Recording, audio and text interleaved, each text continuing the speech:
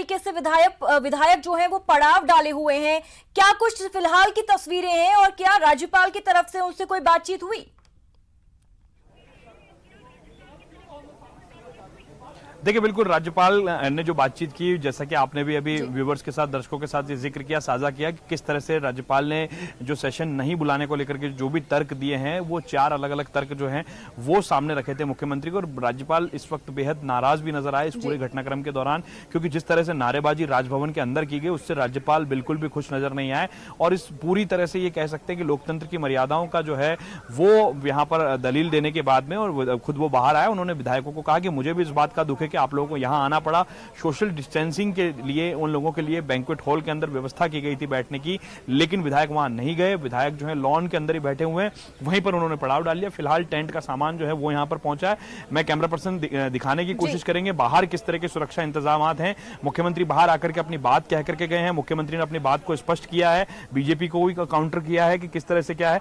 आप देख सकते हैं नजारा, यहां पर सुरक्षा कर्मी जो है अब यहां पर थोड़ा रिलैक्स मोड में नजर आ रहे हैं, लेकिन आसपास का पूरा जो इलाका है राजभवन के आसपास चारों तरफ जो है राजस्थान पुलिस के जो जवान हैं वो यहां पर मौजूद हैं। तभी महिला पुलिसकर्मी हो चाहे कोबरा टीम हो, तब तमाम टीम्स को यहां पर लगाया गया है। पुलिस के आला अधिकारी जो हैं वो भी लगातार यहीं पर अपनी ड्यूटी कर रहे हैं। पूरी तरह से सुरक्षा इंतजामों के घेरे में, सुरक्षा घेरे में इस वक्त राजभवन है। और राजस्थान के जो अशोक गहलोत समर्थक जो विधायक हैं, 200 में से जो 100 विधायकों का जो दावा किया जा रहा है वो इस वक्त राजभवन के अंदर मौजूद हैं। लेकिन अशोक गहलोत के पास नंबर गेम क्या है क्या नहीं है, ये फिलहाल किसी के पास इस बात का जिक्र नहीं है। लेकिन अशोक गहलोत सत्र बुलाने की मांग यहां पर कर रहे हैं। यहां पर जो लेटर दिया गया है अशोक गहलोत मंत्रिमंडल की ओर से, उसमें कहीं भी इस बात का जिक्र नहीं किया गया है, फ्लोर टेस्ट का जिक्र कहीं भी नहीं किया गया। केवल और केवल यहां पर सत्र बुलाने की मांग यहां पर की गई है। कोरोना से रिलेटेड जो भी बात मुख्यमंत्री ने कोरोना की चर्चा को लेकर के बात यहां पर जो है वो कही गई है।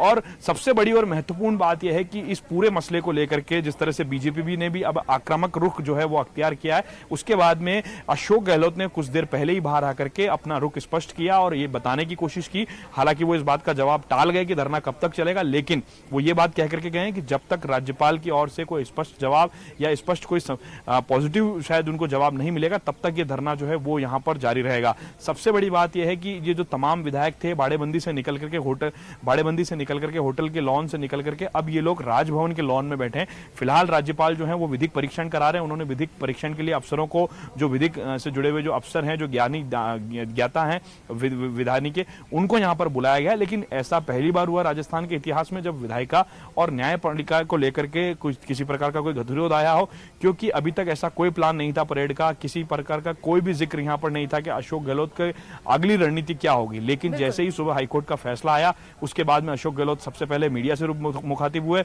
राजभवन से समय मांगा गया, लेकिन राजभवन ने समय नहीं दिया। लेकिन बाद में 2 सवा 2 बजे का समय इख्तियार किया गया और 2 सवा 2 बजे जब यहां पर पहुंचे हैं तो पूरी तरह से आक्रामक रुख में जो है यहां पर उनके विधायक नजर आए। और विधायकों से अशोक गहलोत ने अपील की है कि वो गांधीवादी तरीके से पेश आए।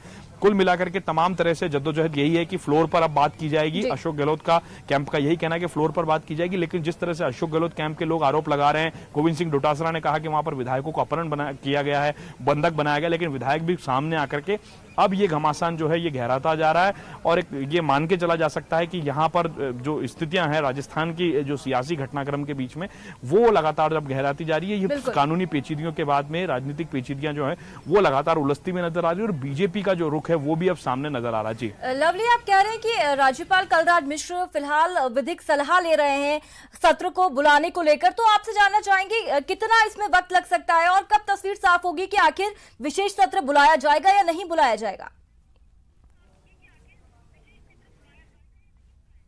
देखिए, राज्यपाल ने बिल्कुल साफ तौर पर यह मना कर दिया था कि वो फिलहाल सत्र नहीं बुला सकते हैं क्योंकि कोरोना काल चल रहा है। मैं आपको 4 मुख्य और मोटी बातें बता देता हूं हमारे दर्शकों को, जिसके आधार पर जो है राज्यपाल ने ये कहने से सत्र बुलाने की बात को लेकर के इनकार कर दिया था। उन्होंने कहा था कि इस तरह का दबाव, इस तरह से बातचीत करना, इस तरह से नारेबाजी करना बिल्कुल भी उचित नहीं है, वो भी राजभवन के अंदर।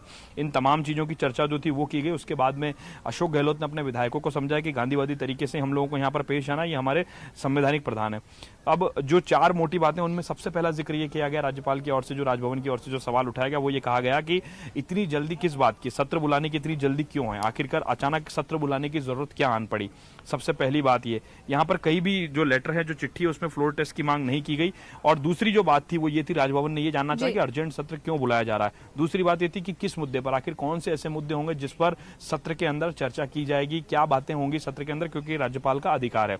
और चौथी बात ये, राज्यपाल ने इस बात का जिक्र किया कि अभी कोरोना संक्रमण का काल चल रहा है, सोशल डिस्टेंसिंग को विधानसभा सत्र के दौरान फॉलो करना बहुत बड़ी चुनौती होगा। और फिलहाल राज्यपाल ने इस बात का भी जिक्र किया कि राजस्थानी कोरोना काल के दौरान एक उदाहरण बनकर के सामने आया था, और 13 मार्च को राजस्थान ने सबसे पहले विधानसभा सत्र जो है उसे रोका था, इस वजह से कि कोरोना का काल चल रहा है, तो ऐसे में कोई भी विधायक और आम लोग जो है वो इसके संक्रमण जो है और ना फैल पाए। तो राजस्थान सतर्क का नारा देने वाली जो सरकार है वो क्यों ऐसे मौके पर रिस्क लेना चाह रही है। चौथी बात ये थी, राज्यपाल ने स्पष्ट किया था कि इस पूरी की पूरी पत्रावली पर जो सरकार ने, जो अशोक गहलोत कैबिनेट ने जो उनको मेमोरेंडम दिया है, जो चिट्ठी दी है, उस पर जो सत्र बुलाने की मांग थी, उस पर विधिक राय लेने की बात जो थी, क्या ये इसको सत्र बुलाना उचित है या नहीं है, वो बात यहां पर कही थी। लेकिन जिस तरह से विधायकों का रुख रहा, नारेबाजी रही, धरने की बात आई, धरना विधायक जो है राजभवन के अंदर ही दे रहे हैं, उसके बाद में राज्यपाल के साथ जो है विधिक परीक्षण के लिए राज्यपाल इस वक्त अपने चैम्बर में मौजूद हैं, विधिक परीक्षण वो इस वक्त करवा रहे हैं, बातचीत कर रहे हैं, चर्चा कर रहे हैं क्या कुछ हो सकता है,